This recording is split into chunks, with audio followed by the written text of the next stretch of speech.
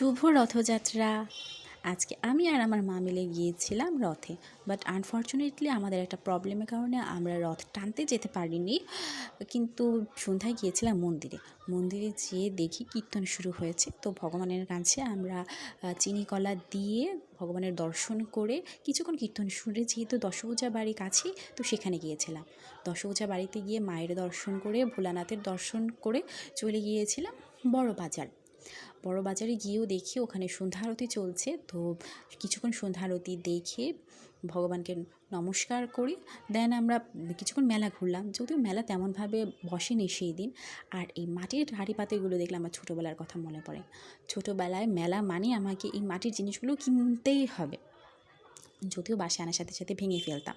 তারপর চলে আসলাম বাসায় এসে যে আমি আর আমার মা মেলায় না পাঁপড়ও পাইনি, জিলিপিও পাইনি, তো সিঙ্গারা নিয়ে বাসায় আসতে হয়েছে।